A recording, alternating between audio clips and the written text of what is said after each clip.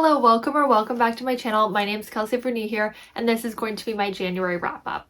In January, I read 10 books, which was really good for me. I had a really good reading month. I fell back in love with reading because within 2025, I found I went through ebbs and flows with reading where I would really love it, and then sometimes it felt like a hassle, or I was kind of having to do it rather than enjoying my books and really wanting to read. I think that just, putting aside my phone and setting designated time for reading every night has really made a difference. So I'm really going to keep implementing that into February. I started the year off strong with the 5-star read, The Correspondent.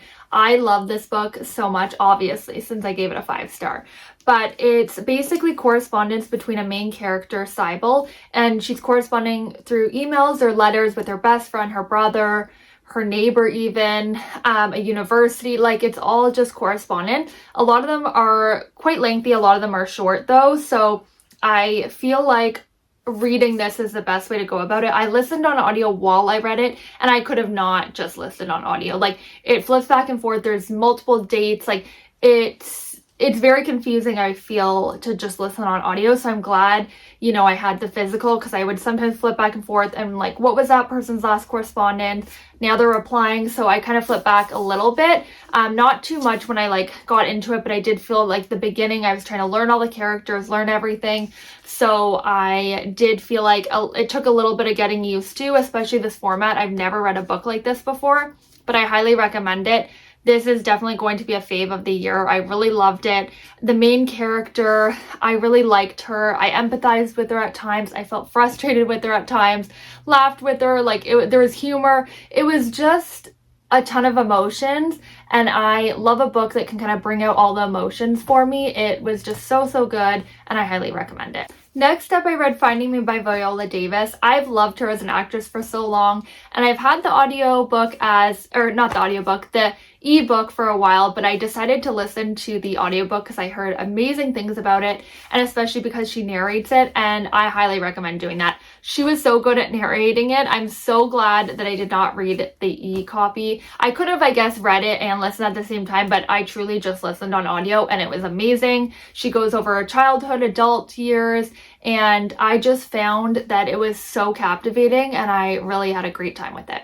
Next up was Adrift, which was an arc I read, and unfortunately I did not like this book at all. I gave it 2 stars. It was kind of a little bit of a hate read at times, but I kind of refused to DNF it because I DNF'd my last arc in December, and I didn't want to DNF another arc back to back. So I did push through. It follows Drew and Peggy. It starts off, this isn't a spoiler because it happens literally the first chapter, I think it's the prologue.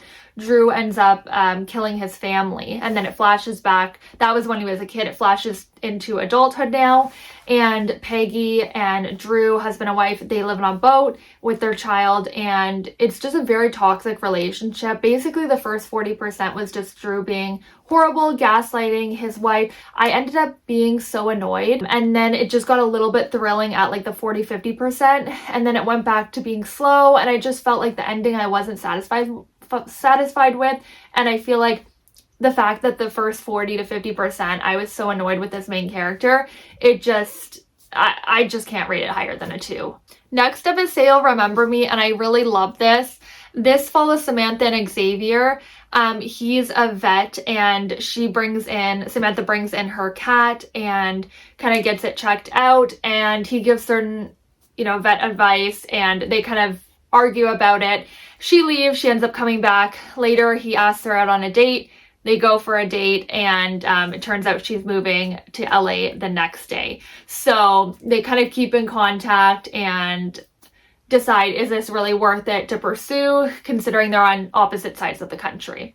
I really like this. Again, I listened just on audio for the most of this book, and I really liked it. It kept me engaged, and I'm not an audiobook person, so that's saying something. I really loved it, and I just found it cute, and Abby Jimenez does a little bit of the deeper topics. It's not just a fluffy romance, so that's always a nice addition. Next up is The Woman on the Ledge. I really like this. I found it bingeable. I found it thrilling. I really enjoyed it.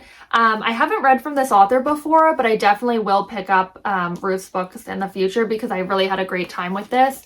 This follows, basically it starts off with a woman falling off the ledge, as you can tell from the title, and it's of this workplace, and this one employee works there and was there at that time and was like one of the only one actually. So she kind of gets pinned for it, and she has all these excuses. Her lawyer doesn't even believe her, and it's this whole big mess. And honestly, I was confused at times sometimes, but it all kind of came together and I really liked it. It kept me guessing and I had no idea what was going to happen next. Also, my rating of this was 4 stars. Next up is Speechless by Lindsay Lanza. Unfortunately, I can't really say too much about this because it's for a collab, which will be on my friend Brittany's channel, and I'll link her down below. I think she's posting the video in March, so if you want to hear my thoughts on this and her thoughts on this, definitely check that video out. But basically, this follows Lucy. She's an author, and Henry, he's a musician. They end up meeting on a plane, and Lucy's heading to LA. She was supposed to stay with her best friend after her divorce fell apart, but she can no longer do that. Her friend kind of told her that plans have changed. So now she has to figure out what she's going to do when she gets to LA. Henry finds that out and he offers her a place to stay, and things go from there. I can't say more without kind of like giving spoilers and saying a little bit of my thoughts. So I'm going to stop there. But again, if you're interested in knowing my full thoughts, that video will be live next month. Next up is The Diamond Eye. I've never read a Kate Quinn book, but I actually really enjoyed this. It did feel a bit long, but I find that's kind of with the territory of historical fiction. They kind of drag on and feel a bit long. It was like 400 pages, so it is kind of lengthy. But overall, I did have a good time with it. It follows Mila, who is in Russia. She's raising her child, and Hitler's about to take over Russia, or try to take over Russia, and she doesn't want to just stand there and kind of do nothing. She wants to be involved in the fight, so she starts learning how to shoot and kind of joins in on it. So that's basically the gist of it. I really like this. It's not like an all-time fave historical fiction, but I found it pretty enjoyable and I rated it 4 stars. Next up is I Hope You Remember. I listened on audio, so I don't actually know why I have the physical. I borrowed this from a friend and I totally didn't even need it. I really liked the audio. I found it an easy listen. I love Josie Balka's writing, so I just found like it was a great listen. Next up is We Are the Brennans. I love this book so much. I gave it 5 stars. I was expecting to love it because I loved What Happened to the McCraes by this author last year. This follows Sunday, who left New York and moved to LA after kind of a series of events happened, but she kind of swept them under the rug. And her family doesn't really know about, you know, most of the things that happened, but she's really estranged from them. However, her brother Denny is her emergency contact.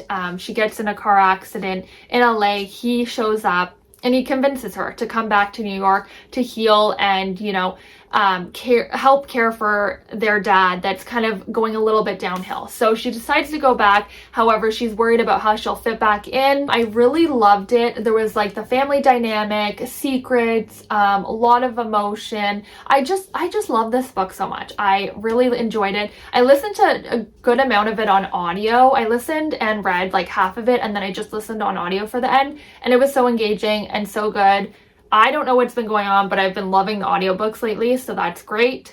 But yeah, I highly recommend this one. Last up is The Original Daughter. This follows Jen and Aaron.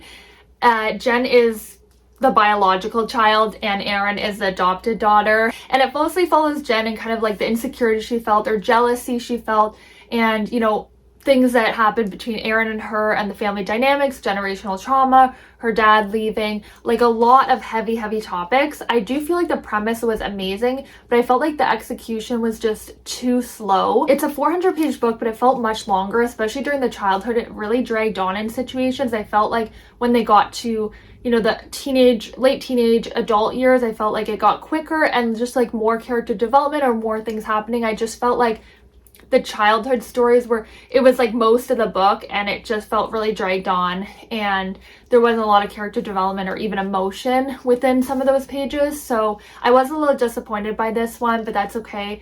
I gave it 3 stars. I'm glad I read it, but I don't know that I would highly recommend this one. That is it for my January wrap up. I had a really great reading month and I'm hoping to continue that into February. Let me know what your favorite read of January was, and thank you so much for watching, and I'll see you next time. Bye.